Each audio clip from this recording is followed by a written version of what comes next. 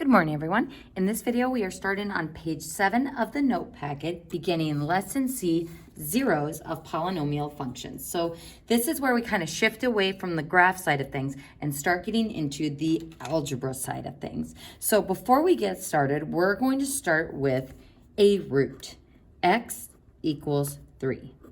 Now, if I tell you that x equals 3 is a root, then we know that it is also a solution or a zero. So root, solution, and zero are all synonymous. We can also write this as an x-intercept coordinate of 3, 0.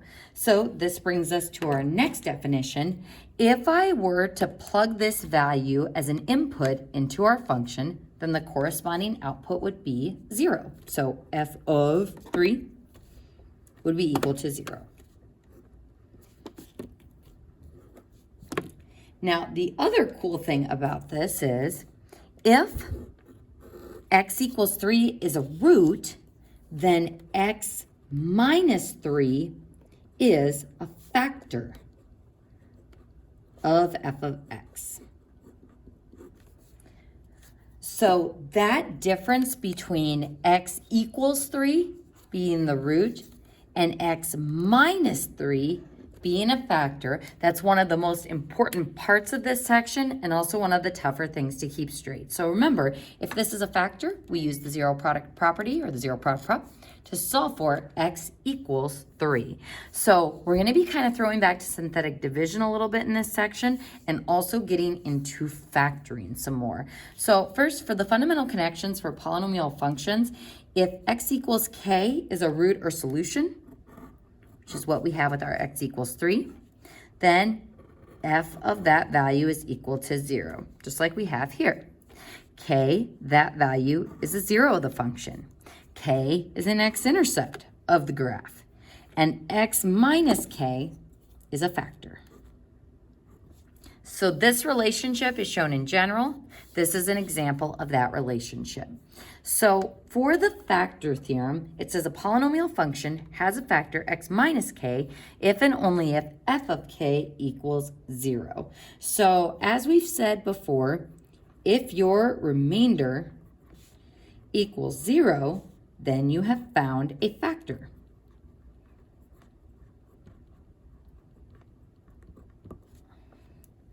Now, a reminder that when you're using synthetic division, you divide by a factor,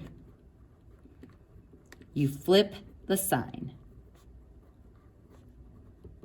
So if you're dividing by a binomial, you flip the sign. So folks, we're going to go ahead and start with a polynomial function. Let's go ahead and look at this function, 3x squared plus 7x minus 20. So this is my function in standard form, and we want to determine if each binomial is a factor using the factor theorem. So folks, we're going to be doing a couple of things here on this problem to show that these two processes are actually the same. So first, if I want to see if x minus 2 is a factor, what would I put in the box to do synthetic division? Well, if x minus 2 is what we're dividing by, and we're going to go ahead and do this up here. I know it's a little weird. We're going to put 2 in the box. Now, if I put 2 in the box, I write the coefficients along the top, 3, 7, negative 20. I bring down the 3, times the box, add straight down, times the box, add straight down. And so we get the following. Since my remainder is not 0, is this a factor? No, it is not. The other interesting thing about this is not only have we proved that x minus 2 is not a factor, we've also proved that x equals 2 is not a root. So this will not be a factor and this will not be a root. Now, it says to use the factor theorem, so we kind of use that up here. But I want to show you something else interesting that relates function notation to synthetic division. So I just want to show you what happens if I plug in 2 to my function. If I plug in 2, we get 3 times 2 squared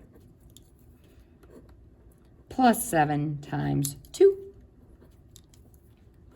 minus 20, which gives me, let's see, 4, 12, 21 minus 20 gives me 6.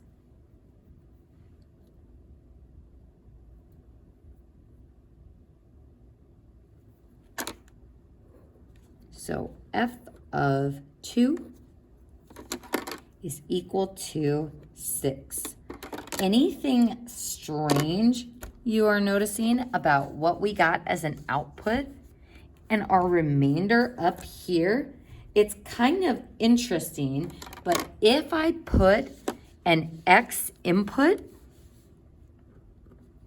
which is usually going to be an x-intercept, but we found out this isn't an x-intercept. But if I put in an input x value, then putting in that input shows me that the remainder is what I would get for an output when I plug it into the equation. So input, output, input, and output. So there's my x. There's my y. So that means 2, 6 exists on the function, but 2, 6 is just a point. It's not an x-intercept.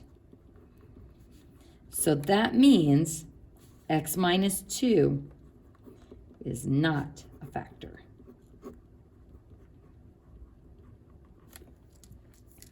So this is kind of nice because I can easily use synthetic division as synthetic substitution.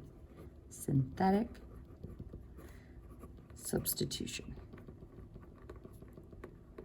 So I can try an input in the box, and whatever I get for a remainder will be my output. Synthetic substitution. It shows me f of 2 is equal to 6. So this is synthetic substitution, this green process, but this also is synthetic division and shows me what happened when I divided by x minus 2. So if you're dividing by something you're testing to be a factor, you flip the sign to put it in the box. But if you are plugging in just an x value for synthetic substitution, then you just plug that value straight in the box. So you're switching the sign of the binomial, but the x value stays the same. So that's kind of one of the confusing things about shifting gears from synthetic division to synthetic substitution. So folks, I'm just going to put this in a little cloud, because what we are going to do instead of plugging in 2 into our equation, we are just going to use synthetic substitution to check to see if each of these is a factor. So is x plus 4 a factor? So we're asking this question, is x plus 4 a factor? But we're also asking, is x equals -4 a root? So what are we going to put in the box? The factor binomial constant switches signs to put it in the box, but if it makes it easier, you can just think of straight up putting the root in the box. We want to see what happens when we plug -4 into our function. So the function is the same, so 3, 7, and -20. Bring down the 3, times the box, add straight down. Times the box, add straight down. And woohoo! We got a remainder of 0, which shows me that dividing the function by x plus 4 gives me a remainder of 0. So x plus 4, the thing we divided by, is a factor. And x equals -4 is a root. And I have shown with synthetic substitution that -4 as an input gives me 0 as an output, which that is the ordered pair that shows an x-intercept. So I have shown both by doing the synthetic division or synthetic substitution. So folks, let's go ahead and try the last one. Is x plus 1 a factor? And the corresponding root that goes with this one would be x equals -1. So is x equals -1 a root? So this is asking, excuse me, the same question. So I'm dividing by x plus 1. So -1 goes in the box, or you can think about putting the root or the x-intercept in the box directly. So x inputs go in the box, or the flip side of the factor.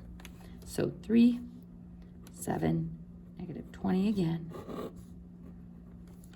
So bring down the 3, times the box, add straight down, times the box, add straight down.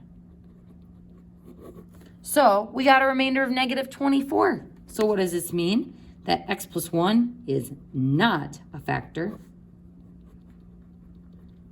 which in turn means the coordinate -1, -24, so that input paired with that output, that's what the remainder shows me by synthetic substitution, that this coordinate is not a root. But it's kind of nice because I do find the ordered pair or the corresponding y value that goes with that x value, but it's also a good way to test if something is a function or is a factor or a root. So folks, we're going to go ahead and move into this next one. We're going to factor polynomials and find the zeros, the solutions, the roots, the x-intercepts. It's all the same stuff. So here is my function. And we're going to try to factor this. Can we factor it? It is a quadratic, so product of -21, sum of -4. So that would give me x minus 7 and x plus 3. And there is my factored form. So this was standard form. This is factored form. So if those are my factors, then what are the roots? Well, using the zero product property, if I want to know what values of x will make my function equal to 0, x is going to be equal to 7, and x will be equal to -3. So those are the roots. So relating that back to what we were just doing, this tells me that f of 7, so if I were to plug 7 into that equation, what would it give me? It would give me 0 because roots are x-intercepts. Plugging in that input is going to give me 0 for an output using synthetic substitution or using regular substitution. It also means if I put -7 as +7 in the box, that we'll get a remainder of 0. So folks, f of 7 is 0. F of -3 is 0. And it means putting 7 or -3 in our synthetic division box, those will give me a remainder of 0.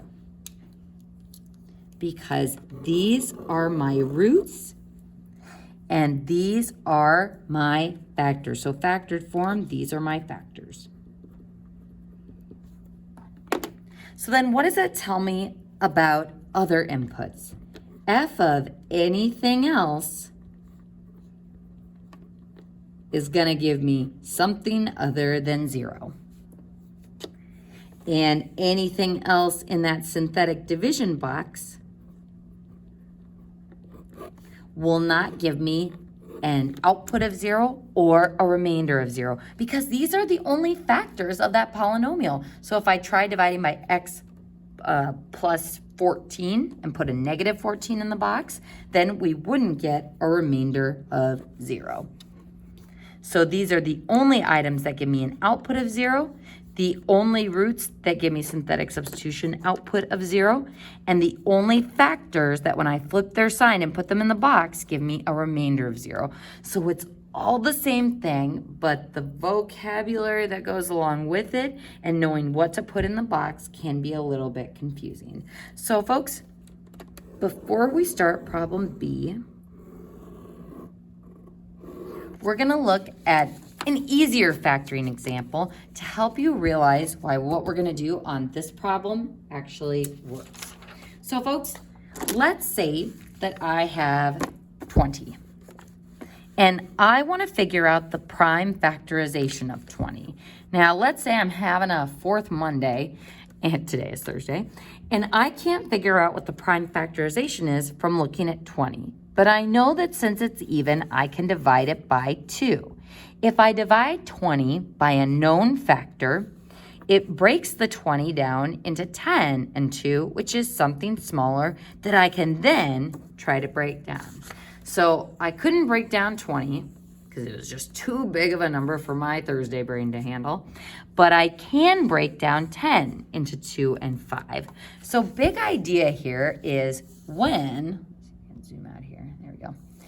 when you divide by a known factor, like 2, it depresses it down to something smaller that is easier to factor. So we've talked about depressing a polynomial before with synthetic division. Depressing the polynomial breaks it down to a smaller power, and a smaller power often makes it easier to factor. Because what are the easiest polynomials to factor? Quadratics, because we factor them all the time. Cubes and things like that can sometimes get a little bit messier, or we just straight up can't factor them at all. So we are going to try to use a known factor to break down our big nasty polynomial into something smaller that hopefully we can do the factorization of. So deep breath. Let's zoom in a little bit here. So here is my function. Can we factor this? Can I take out GCF? Nope. Can I factor by grouping? And if you don't remember by factoring by grouping, don't worry. We actually can't do that here. So just take it on face value. Take my word for it that we can't factor this. So just like I'm sitting there scratching my head over factoring 20, we're sitting and scratching our head going, I don't think we can factor that. But we are given this hint that x plus 2 is a known factor of g of x. Now, if x plus 2 is a factor, then x equals negative 2 is a root. So knowing a factor also gives me a root. Is a root. So how can I use this factor to break down or depress that polynomial? We can divide by it. So dividing by a factor depresses the polynomial and makes it smaller. So folks, if I want to divide by x plus 2, what goes in the box? Negative 2. So you can think of it as always flipping the sign when you divide by a factor, or you can think about putting the root in the box. So negative 2, 3, 4, negative 5, negative 2. And folks, I was checking for placeholders as I went there. Power of 3, 2, 1, constant. Now, if this is a factor, what do I automatically know my remainder is going to be? It's got to be 0, and if it's not 0, that means we done goofed somewhere, either with our signs, our multiplying, or maybe we accidentally put positive 2 in the box instead of negative 2. So folks, we bring down our first term, times the box, add straight down. Times the box, add straight down. Times the box, and there it is, our remainder of 0. So remember from doing synthetic division, our starting degree was 3, and we have now depressed this down to a degree 2 polynomial. So if I put the highest power of 2 in, that gives me 3x squared minus 2x minus 1. So this is my depressed polynomial. And I'm not depressed looking at it. It actually makes me pretty happy because what I am now looking at is a quadratic. So I couldn't factor this nasty polynomial, but can I try to factor this quadratic? Absolutely. So folks, big happiness here is quadratic, which means we can try to factor. So using the x method, factors of 3, 1 and 3, x squared, x and x, so 1 and 1. 1x times 1 is 1x, 3x times 1 is 3x, and if we need the sum to be -2, let's make that 3 a negative, which means that 1 has to be a negative. And don't forget from our last unit that we always want to make sure and check that these two items do indeed give me that product number. So 1 times -1 is -1, so we're good to go to write our factors. So x minus 1 is one factor, 3x plus 1 is the other. And wow, by breaking down that big nasty polynomial by one of its factors, by the x plus 2, we were then able to break down our quadratic into its factored form. So folks, going back to this example, when we break it down to something smaller, it's like the 10 is our quadratic. So 20 is just too big for us to handle, but 10, the smaller quadratic, then I can normally break down into two other factors. So that's our goal here, is to use a known factor to break it down into two smaller factors. So folks, if I wanted to write this in factored form, the function, and I wrote f of x, it's technically g of x. So that new function would be g of x equals the known factor, x plus 2, times the other factors that I found, x minus 1 and 3x plus 1.